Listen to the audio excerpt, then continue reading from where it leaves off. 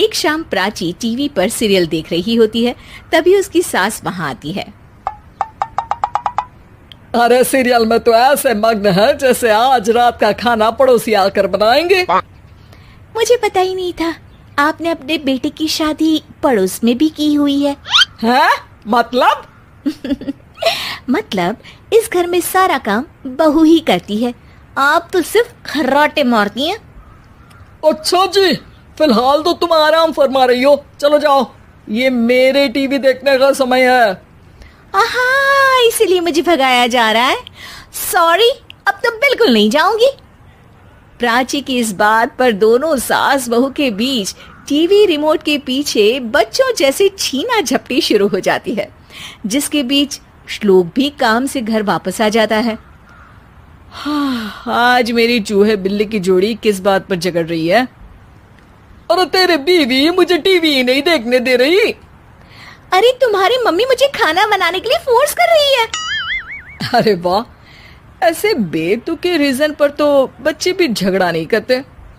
अरे मुझे कुछ मत बोल, सब इसने ही शुरू किया है। हाँ हाँ, जैसे आप तो बहुत दूध की धूली है ना। अरे बस, दोनों चुप। प्राची जाओ, खाने की तैयारी करो। और माँ तुम छोड़ो, तुम्हें क्या बोलूं, शांति से अपना सीरियल देखो, मुझे दोबारा लड़ने की आवाज सुनाई नहीं देनी चाहिए। ऐसा बोलकर श्लोक वहां से चला जाता है, जिसके पीछे पीछे प्राची भी कुछ न कुछ बड़बड़ाते हुए रसोई में चली जाती है। हाँ हाँ, सासू जी को तो कुछ बोलेंगे ही नहीं, बस मुझ पर ही हुक्म चलता है, खाना बनाओ, जैसे मैं इनके घर में खाना बनाने के लिए आई हूँ। इसी तरह शाम बीतती है और रात को श्लोक और प्राची की सास खाना खाकर सोने चले जाते हैं, लेकिन प्राची गुस्से में कुछ खाए बिना काम में ही लगी रहती है। इस घर में किसी को घंटा फिक्र नहीं पड़ता, मैं खाऊं या भूखी रहूं।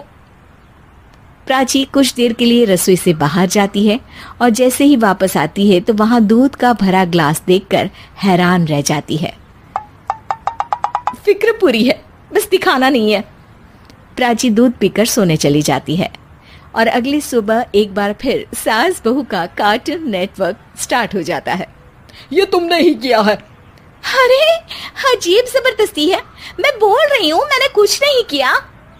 दोनों ने मिलकर पूरे घर को पागल खाना बनाया हुआ है। यहाँ कोई नॉर्मल इंसान तो रह ही नहीं सकता, इसीलिए अब पड़ोसी क्या रिश्तेदार भी घर आने से कतराते हैं। और सुन बेटे, तू भी चंगा, तेरी माँ भी चंगी, तेरी बीवी भी चंगी, रिश्तेदार। हाँ जी, आपको नहीं पता क्या, गंगाधर ही शक्तिमान है, रिश्तेदार ही। हाँ हाँ, बस समझ गया। कभी जानवरों जैसे लड़ेंगी तो कभी जुगलबंदी करेंगी। भाई मैं आप दोनों के बीच में नहीं फंसना चाहता। सास बहू की इस मनमौजी जोड़ी से परेशान होकर श्लोक अपना सिर खुजलाता वहां से चला जाता है। चलो अब मैं भी कीर्तन में जा रही हूँ। इस पर जैसे ही सास कमरे में अपना पर्स लेने जाती है तो वहां नाश्ते की प्लेट रखी देख मुस्कुराने लगती है और नाश्ता करके घर से बाहर निकलते हुए कुछ पैसे टेबल पर रख जाती है, जिसके कुछ देर बाद सिलेंडर वाला घर आता है। ओ मोरी मैया, मैं सिलेंडर के बारे में तो बिल्कुल भूल ही गई थी।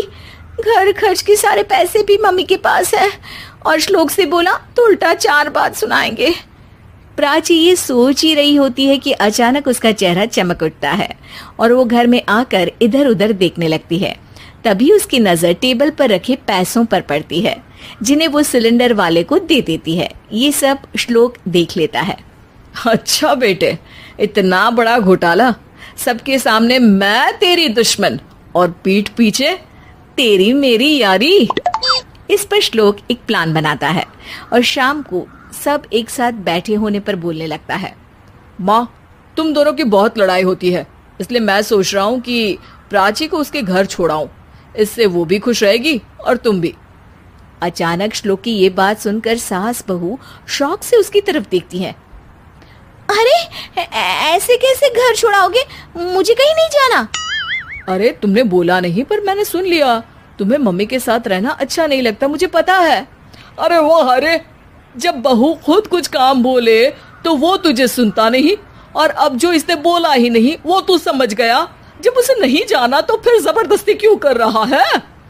अच्छा, फिर आपको मौसी के घर छोड़ाता हूँ, बस अब आप दोनों एक घर में एक छत के नीचे नहीं रह सकती। मैं इस टॉम एंड जेरी की जोड़ी को और नहीं झेल सकता। है? ऐसे कैसे नहीं रह सकते? तुम्हें इतनी दिक्कत है तो तुम्हारा बोरिया बिस्तर पैक कर देती हूँ, लेकिन मम्मी जी कहीं नहीं जाएंगी। बिल्कुल यही सुनना था मुझे। अगर दोनों में इतना ही प्यार है फिर हर वक्त ये लड़ाई का नाटक क्यों करती हो?